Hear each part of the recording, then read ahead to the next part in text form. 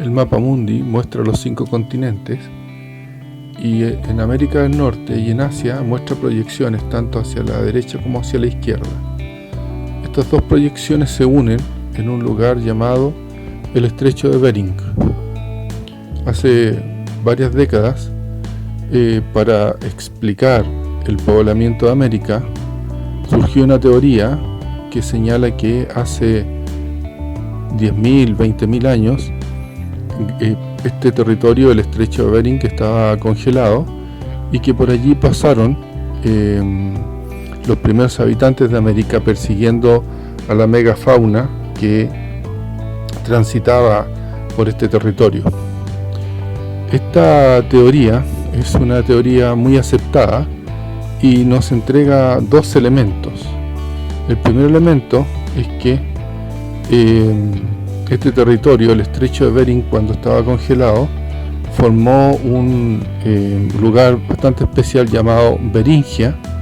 Y el segundo elemento es que el hemisferio norte, gran parte del hemisferio norte, estaba cubierto bajo hielo. Efectivamente, hace 20.000 años fue el último máximo glacial, periodo desde el cual hacia el día de hoy el hielo ha ido retrocediendo. Hace 10.000 años atrás ya no había las grandes capas de hielo que cubrían América del Norte, que cubrían gran parte de Europa y Asia, habían retrocedido. Y la fauna de esa época era bastante distinta a la que vemos o conocemos en la actualidad. Una de estas especies es el mamut. Tenemos una idea bastante clara de lo que era el mamut, muy parecido a los elefantes actuales, pero cubierto por una gruesa capa de lana. Se han hecho películas sobre los mamuts donde se revela muchas de sus características. En la actualidad se han encontrado restos de mamut en el norte de Rusia. Ahí en la imagen vemos un mamut adulto que fue atrapado por el hielo. El agua, al pasar de estado líquido a estado sólido, aumenta su volumen, por lo tanto trituró el cuerpo de este individuo. También se han encontrado mamut pequeños con bebés con bastante buen estado de conservación. Ahí en la foto se observa uno de ellos llamado Liuba, y hay otro en la imagen siguiente que se fue nombrado Macha. Liuba y Macha son parte de los restos que se han encontrado en el norte de Rusia, pero también podemos observar restos de mamut que fueron encontrados en Peñaflor, aquí en Chile. La fauna en lo que conocemos nosotros como la era del hielo es bastante más es distinta a la que conocemos en la actualidad. Habían otras especies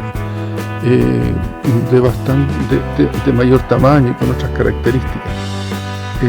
Esta megafauna se extinguió y lo que nosotros conocemos hoy día son sus descendientes o especies que descienden de muchos de estos ejemplares. Bueno, volvamos al tema del hielo. En la imagen se puede observar el hielo, como los científicos han más o menos esquematizado que avanzó hace 20.000 años. Hace 20.000 años Canadá y gran parte de Estados Unidos estaba cubierta de hielo. En Europa el hielo llegaba hasta Marsella, el mar Cantábrico estaba cubierto de hielo. Y así en Asia y el hielo llegaba hasta Hong Kong. En la parte sur de la Tierra, la Antártica había subido bastante la capa de hielo, y en América del Sur, desde Puerto Montt al sur, Chile estaba cubierto por una capa de hielo. Luego el hielo subía por los Andes hasta lo que es en la actualidad de Colombia. Esta gruesa capa de hielo significó que el tránsito de personas y el tránsito de animales por Beringia fuera posible. Entonces tenemos que una clara explicación de un fenómeno que es el poblamiento de América, y también tenemos una clara explicación de lo que fue la última glaciación. Pero en su video, Al Gore nos presenta en su video llamado Una verdad incómoda, Al Gore nos presenta una imagen de lo que es en una escala de tiempo de 650.000 años la variación de la temperatura y del CO2. Y les recomiendo buscar en Google este video, en YouTube, perdón, y verlo. Allí se observa que han habido periodos donde la temperatura de la Tierra aumenta y luego disminuye, luego aumenta, llega a un máximo y disminuye, luego aumenta, llega a un máximo y disminuye. Eso ha ocurrido, incluido el último máximo glacial del que estamos ahora, conversando. Esto ha ocurrido 7 veces. Por lo tanto, es un fenómeno que tiene alguna explicación, pero que no es un fenómeno extraño lo que está pasando hoy día con el calentamiento global. Ha habido 7 veces en que la temperatura de la Tierra ha llegado cerca de cero y ha subido hasta más o menos 16 grados, entre 14 y 16 grados. Y eso ha ocurrido 7 veces.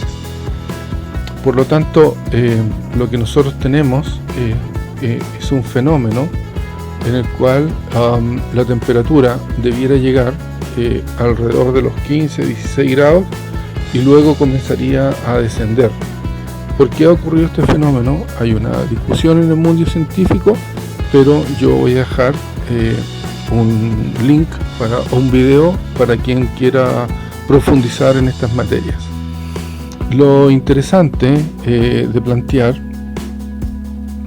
es que hace 130.000 años más o menos la Tierra llegó a una temperatura bastante elevada y a partir de esa fecha la temperatura empezó a descender.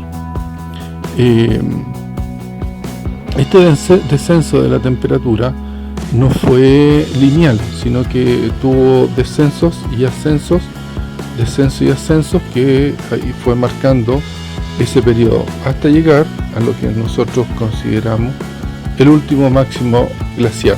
O sea, hubieron varios máximos glaciares en el periodo de 100.000 a 20.000 años atrás. El último máximo glacial ocurrió hace 20.000 años atrás, y a partir de esa fecha la temperatura de la Tierra empezó a subir. Hace 10.000 años atrás empezó el Holoceno. Es una era en la que el clima ha sido más o menos parecido a lo que es el clima actual. Pero hoy día, y en esa época, la temperatura de la Tierra era entre 0 y 3 grados. Era entre 3 y 4 grados. Hace 10.000 años la temperatura de la Tierra era la temperatura media de 10 grados. Y hoy día la temperatura media de la Tierra está sobre los 14 grados. Por lo tanto, si miramos el tiempo que se demora esto en ocurrir, entre la línea roja y la línea celeste, observamos que la última glaciación, desde el penúltimo máximo glacial hasta la temperatura más alta y después bajar nuevamente, tomó más o menos 30.000 años. Nosotros hace 10.000 años tuvimos hace 20.000 años tuvimos el último máximo glaciar. Estamos hoy día en una época de hace de 2 grados, estamos a 1,5 grados del máximo posible de temperatura que se ha observado o que se ha estimado para épocas anteriores. Por lo tanto, de aquí a que volvamos a tener la misma temperatura que tenemos hoy, van a pasar más o menos entre 5.000 y 10.000 años más. Esto no es un dato menor, porque mucha gente espera que si se regula, o piensa que si se regula el CO2 o empieza a disminuir el CO2, el clima de la Tierra va a cambiar o se va a hacer más benigno, y eso, al parecer, por los estudios científicos que hay, al parecer no es tan cierto. Los resultados de este ascenso de temperatura son olas de calor, avance del desierto y deshielos, y eso se supone son los primeros signos del cambio climático en Chile. Efectivamente, si aumenta la temperatura habrán o debieran haber olas de calor, pero también va a seguir aumentando el nivel del mar. Hace 20.000 años el nivel del mar estaba 150 metros más abajo de lo que está hoy día, porque el agua que se evaporaba del mar se precipitaba, pero no precipitaba en forma líquida, sino precipitaba en forma de nieve, y por lo tanto se acumulaba en estas gruesas capas de hielo que habían, sobre todo en el hemisferio norte, haciendo que el nivel del mar descendiera. Por lo tanto, el nivel del mar actual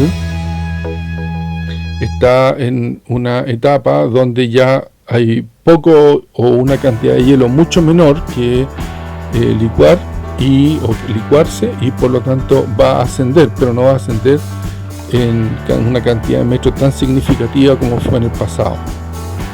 Los científicos estiman que podría, si se derrite todo el hielo que hay en la Tierra, cosa que no, al parecer no ocurriría, los territorios del Amazonas, Mar del Plata, parte de Argentina, Uruguay y Paraguay se inundarían. Pero si observamos la imagen desde Puerto Montt al sur, también habría quedaría bastante territorio bajo el nivel del mar, y así en otros lugares del planeta. El nivel del mar, si sube 1, 2 o 3 metros más, generaría bastantes problemas. Aquí hay otra imagen donde se muestra lo que estábamos señalando, y en el caso de Chile hay zonas azules que parten desde La Serena al sur. Entonces no es un problema que estuviera ajeno a lo que podría ocurrir en nuestro país. El icono del calentamiento global ha sido el hielo del Ártico y lo que ocurre con los osos polares. Esto efectivamente, eso es parte de la realidad que está viviendo el planeta, y afecta no solamente al Ártico y a la Antártida, sino que también afecta a los glaciares terrestres.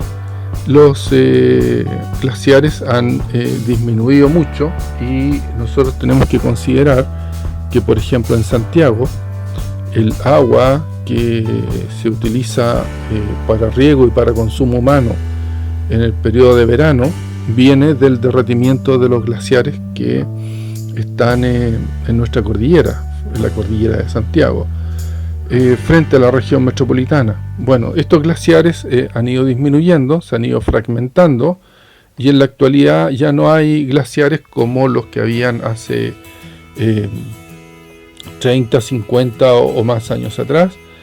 Quedan restos de glaciares. Ahí hay una foto que fue tomada en el límite entre la región metropolitana y la quinta región, y observamos que en la mayor parte del territorio está sin nieve, son restos de glaciares los que hay ahí.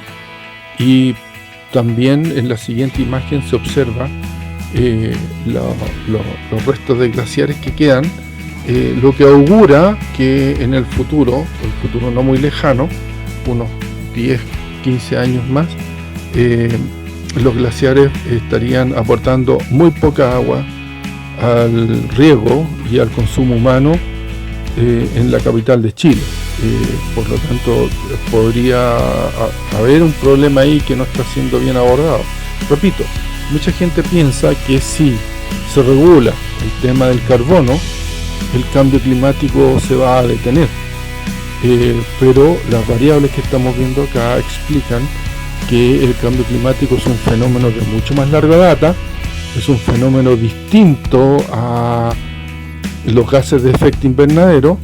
Bueno, y efectivamente, si los gases de efecto invernadero se regulan, lo más probable es que el cambio climático sea un proceso absolutamente natural, pero eso no significa que la temperatura del planeta llegue sobre 15 grados.